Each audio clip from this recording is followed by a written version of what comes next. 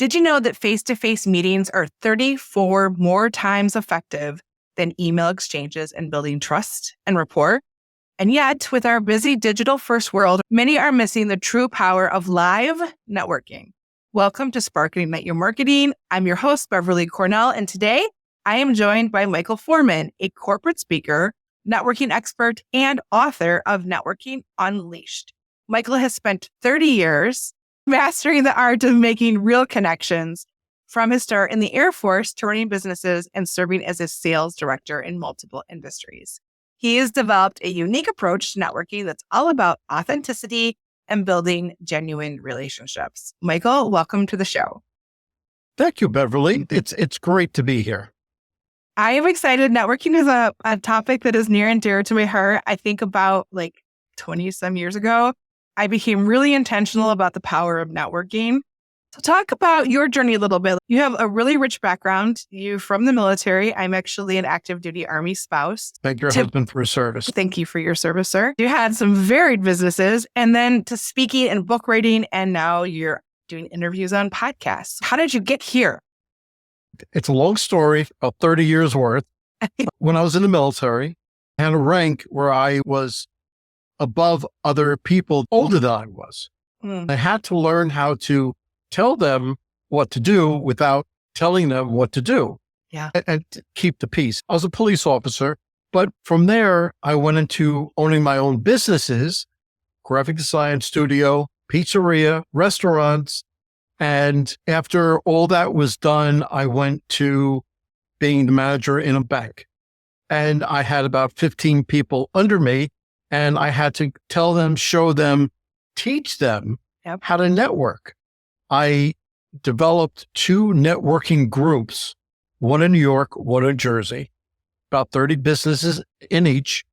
And they were weekly meetings.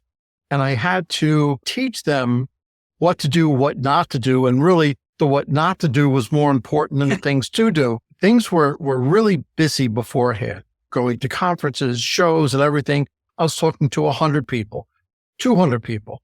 Everybody was interested. Everybody was going out and really enjoying themselves.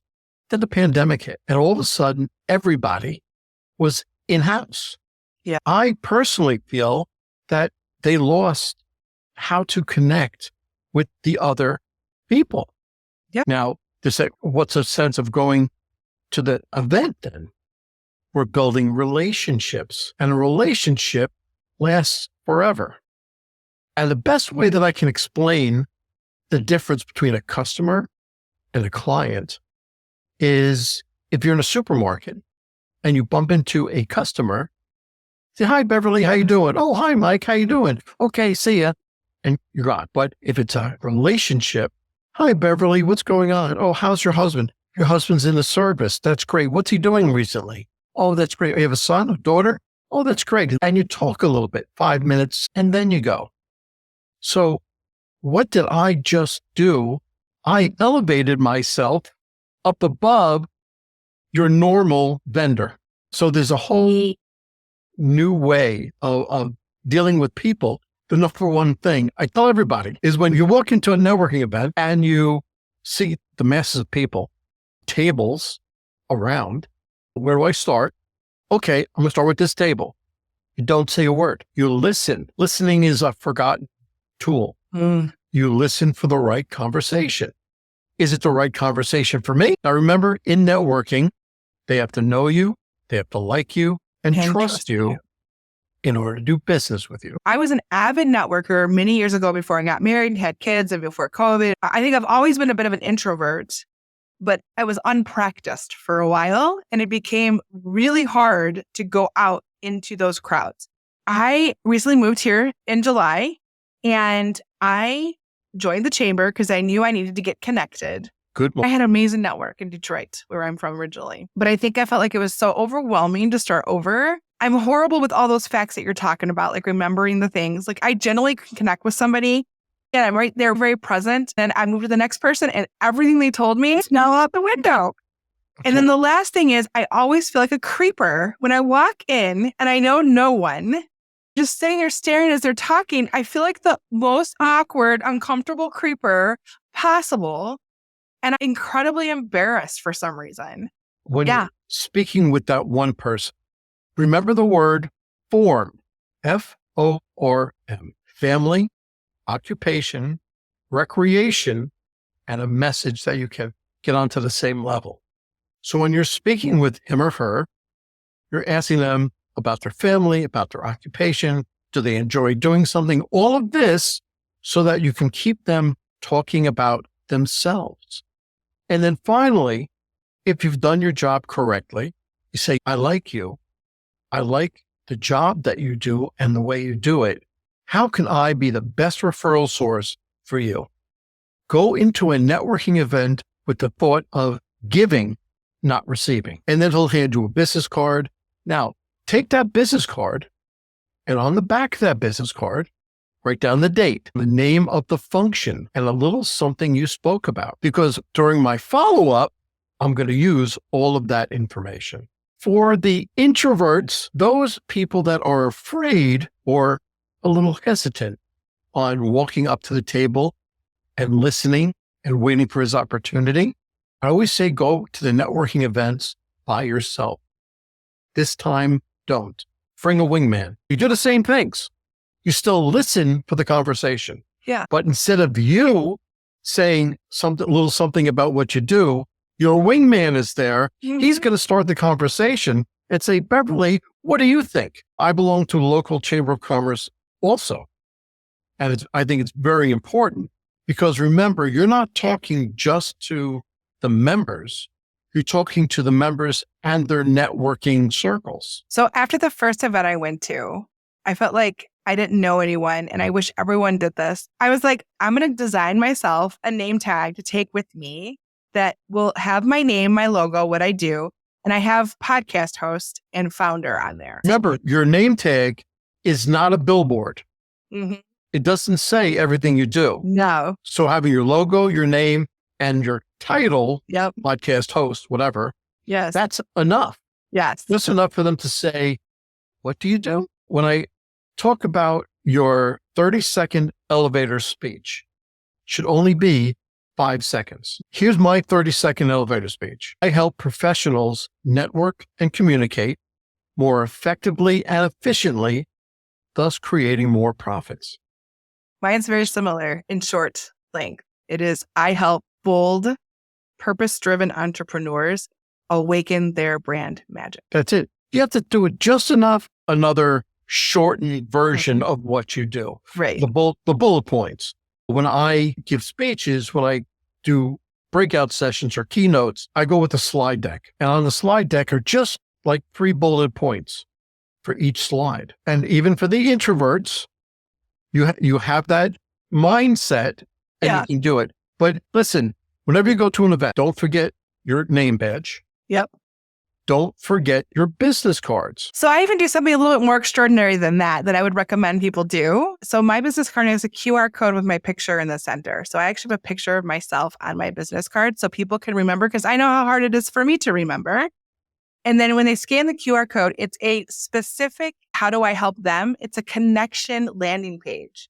I am all about connections. These are the ways in which maybe I can help you. Like I'll even have a couple options. Here's my LinkedIn. It's going to my website to a specific connection page on my website that is specifically geared towards, it was great to meet you. I would love to get to know you more. Here's my calendar. Like it's very personal and it has my picture on it as well. So it's like a friendly picture, but it's a way that it's much more about the connection than it is about doing business per se. You have to work on that relationship before it comes to business. That's why when you go to a networking event, you're asking how you can make that person more successful. Mm-hmm. You're looking to give, not to receive. So you're trying to build on that relationship and you're not even talking business. And I think it is about connection as human beings. I've worked remotely for 13 years, and I think it's just harder now to be in person. I like people as an introvert, but I like them like this, Michael, one-on-one, you and I having a chat.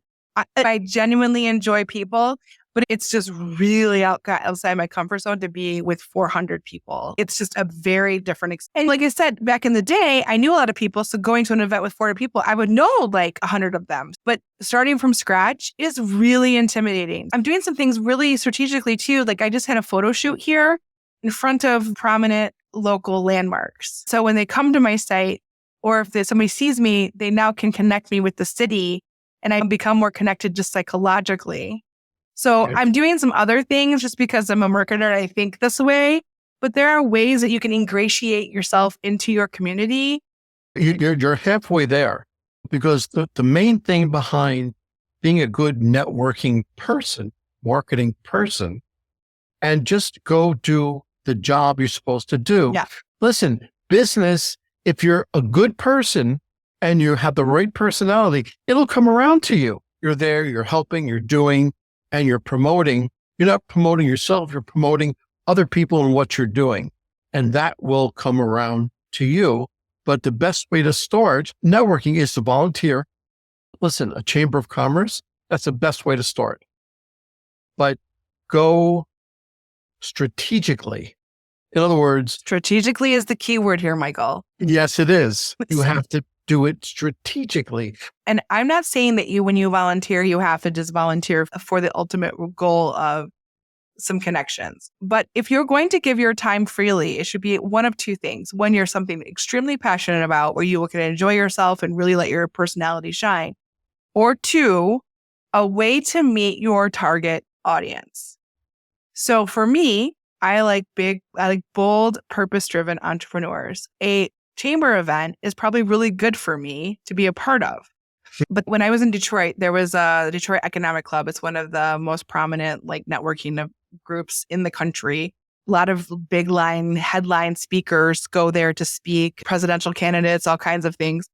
I didn't want to just volunteer. I wanted to be on the VIP committee because I wanted to meet the big people. And I was really intentional about if I'm going to volunteer my time, I want to make the connections that were going to benefit the business that I was working for at the time. And so I feel like you can maximize your exposure by being more intentional. And ultimately, the board members that I was with became extremely strong connections and people inherently because we all had a passion for this particular thing. I could talk about this all day long. It's like I'm living this right now and I know the importance. I know how important it is. Humans need each other. Humans do business with humans. They don't do business with your website. I've started calling people that I used to really be close to and just reconnecting. I feel like it's incredibly important to stay connected. I'm very passionate about networking, about communication, and I enjoy it so much because I get to go out and meet all these people. When you get to go out there and spread the word and educate people and teach them and once you see them become a better person, because the better communicator, the better networker, the better person they are, then you feel really good. And it is an art to a certain degree. It is about practice and just putting yourself out there and doing it. And then you do it again and again. Before you know it, you become really natural at it. So is there something about networking that you absolutely don't like and that people should totally avoid? No, really, my problem with networking is the other people. Okay. Because you really, when you go out and you speak with somebody face to face, you can pick up the vibe of the person. Yeah. Okay. You can see whether he's full of himself. Yeah. Unless he's really polished and really good at lying to you. Okay. My only suggestion is that even if you get a vibe from a person, like you're not sure what it is, but you don't really like it, stop it right there. Yeah. And move on to the next person. I think disengagement is a skill as well. And that's something I learned a long time ago too. What's your escape line? What do you use when you want to move on? There's a lot of people here. I really want to try to meet everybody. So we'll be in contact afterwards. Okay, good. Gone. Like, I think that's probably like the one thing that I learned the power of is engagement. So you're not stuck and forced into horrible conversations. You prepare for those good contacts, for those good people, but you have to prepare just as much for those not so good. What do you think is the most misunderstood thing about networking? The most misunderstood is that they think they can just go through Zoom, through FaceTime, and get just as much accomplished as in person. Can't stress enough how much the difference actually is for the person that you're meeting, but for you as well.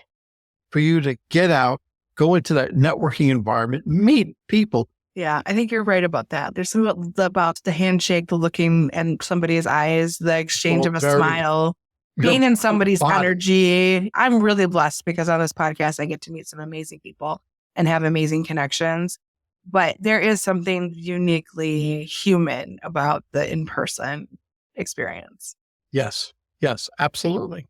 And that's why I'm passionate about it. Did you have business partners? But I do this all by myself, right? I have a team. It's me.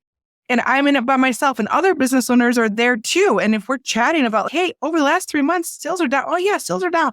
Like, it gives you a perspective that you can't get in your store by yourself. I was fortunate for the pizzerias and the restaurants. I was with my brother. Okay. So we had a tag team. The graphic design studio, that was all me. So it was different. And I got to see both aspects of it. And the networking is different when you're in business with somebody or by yourself, because everything falls on your shoulders when you're by yourself. Oh, yeah. But most businesses are growing because of referral. That's right. Referral's the best. Yeah. Okay. That builds you up. That builds them up. That builds me up. That does everything.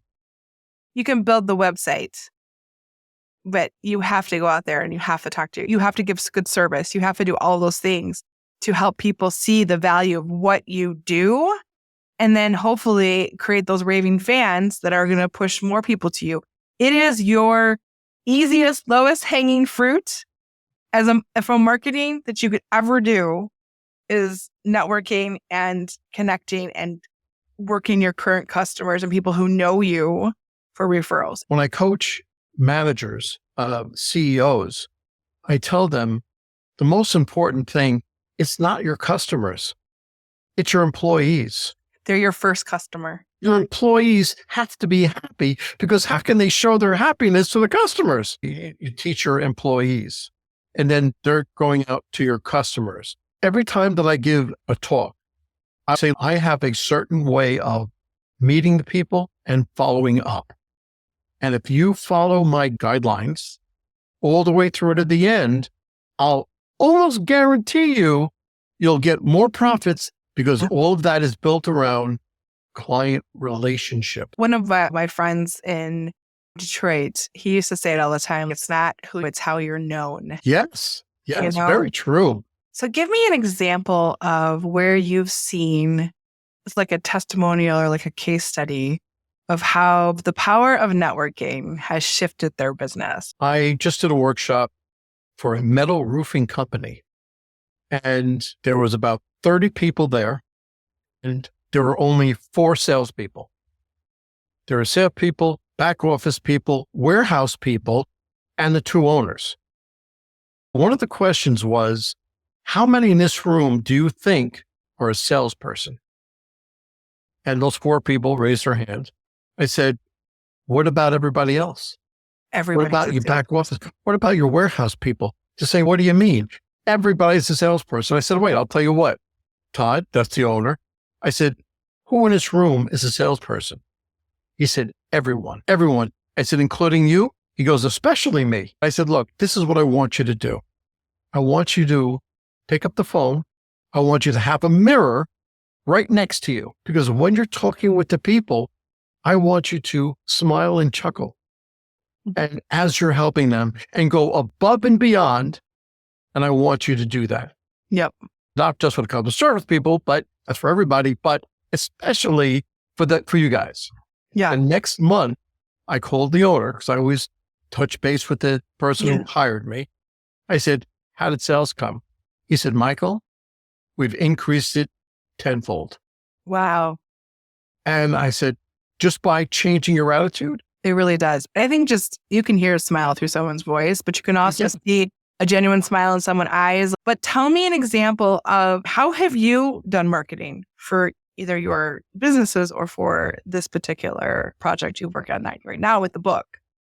The book was a major player. Once I wrote the book, it really opened a lot of people's eyes. The way that I advertise now, being a public speaker, as opposed to owning a restaurant or pizzeria, it's completely different.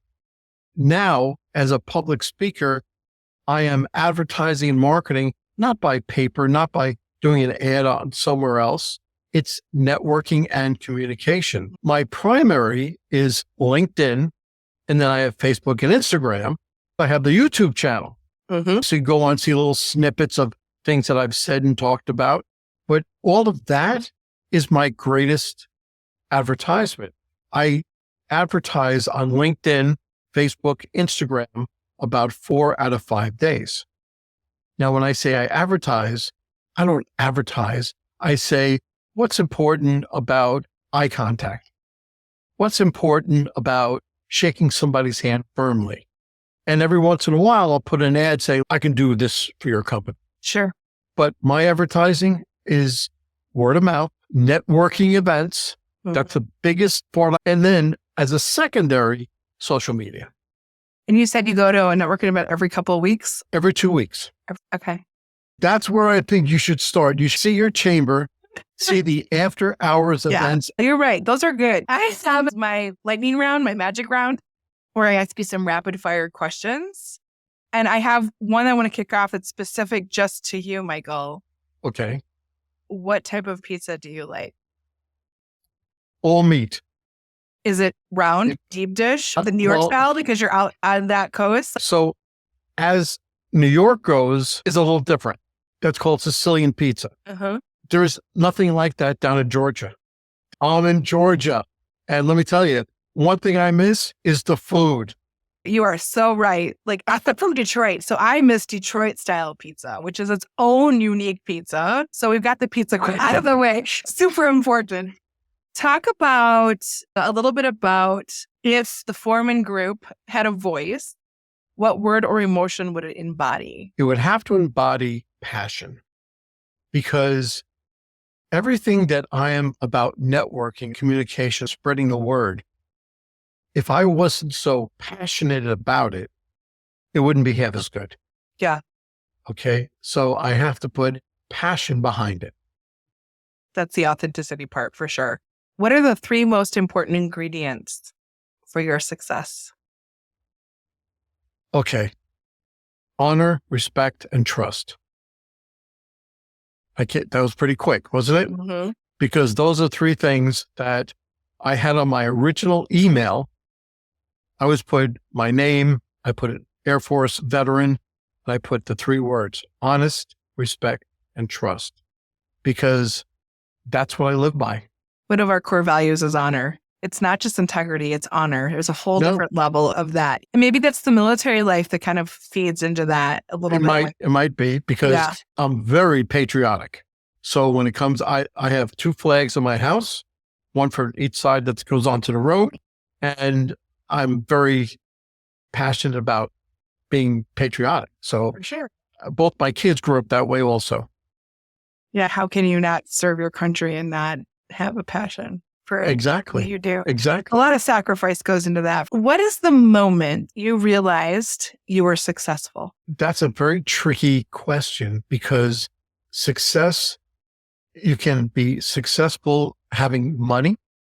You can be successful as fulfilling your dreams. It's such an ambiguous term. And I feel successful when I speak at schools also about networking. Afterwards, when they come back, the parents come with the child. They say, Michael, he listened to every word you said, and he's a better person for it. That's the way I think success should be. It should be about the impact that we have on the world.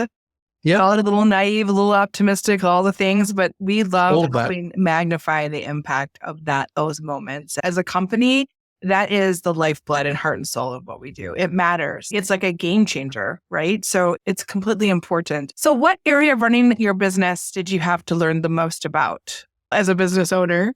Throughout all the years of owning businesses, I learned a very important lesson.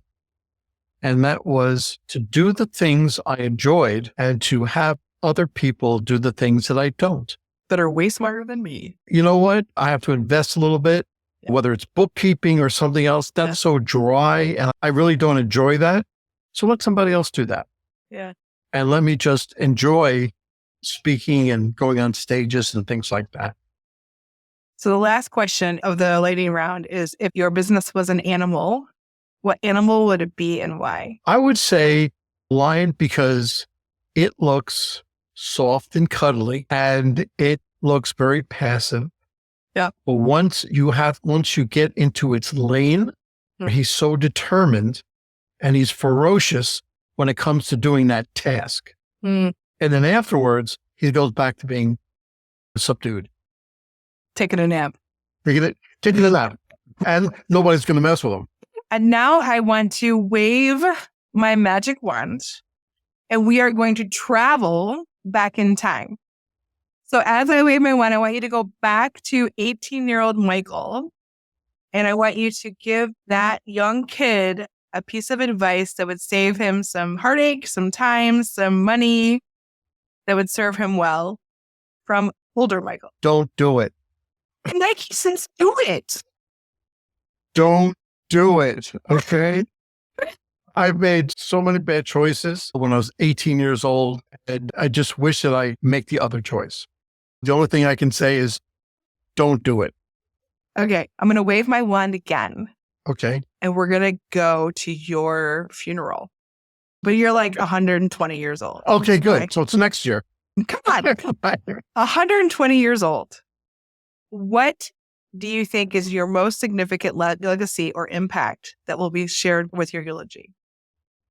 He gave. He looked for somebody in need, somebody that needed help, and he was always ready to help, to give the person in need. Even if he didn't have the money, he gave to support those people. There are vets in front of supermarkets with little red flowers. They say just a donation. I'd always give them the money and say, hold on to the flower, give it to the next person. You have to be able to do that without even thinking. Yeah. If I can give, I will. Okay. So I'm waving the magic wand. We're back in present time. And I want you to speak directly to my listeners. And I want you to give them the one thing that they can do today after this episode that could help them grow their business in some way, shape, or form. Okay. Very easy. You have to listen, then pause afterwards. Understand what they're saying and respond to that. Don't think about the next thing that you want to talk about. Think about what they're saying so you can respond to what they are saying. Such good advice. That's not just for work. If you're married, if you have children, oh my gosh. My mom always said you have one mouth and two ears, so you should be listening more than you should be talking. Exactly. One of the hardest skills to do is to truly listen. Before we go, please share with our listeners where they can learn more about what you do, what's happening, what's going on, and your book, Networking Unleashed. If you go to my website, michaelaforeman.com, there I have a copy of my book. You can purchase it on Amazon, but there's also an unabridged version of my book, and that's in PDF form, and that's free. So if you really want to get the feeling of how to network, download that. Then you can, if you want, purchase the book. I belong to a speakers bureau. All the podcasts that I've been on, my talks of leadership and networking is on there. But most importantly, there's a contact form on the bottom. And if you write down information, whether it's a keynote, a workshop, a breakout session, or just coaching one-to-one, put that in there. I'll get back to you within a day. Also, I just added a podcast section on my website. So is Networking Unleashed perfect for? It's for professionals. And I really want to use that in a loose term. When I do conferences, I speak to mortgage people, real estate people, financial people, insurance people. But as I said, I did a workshop for a metal roofing company. So if your company is rather large and you are serious about upping your game, about getting those extra sales, then have me come in and I'll talk to your company as well. Thank you so much, Michael, for sharing your insights with us today. You're most welcome. So all our listeners, I really hope that you found today's conversation helpful with some real actionable tips for those introverts and those of us that are a little bit more awkward in social situations. But remember that we hope that all of the insights that we shared today can ignite some positive change for you and your business. And if you have any questions, please don't hesitate to reach out to myself or to Michael if you're looking for more support and guidance. Please stay tuned for more inspiring conversations and actionable marketing tips on future episodes of Spark Ignite Your Marketing. Until next time, keep sparking and igniting.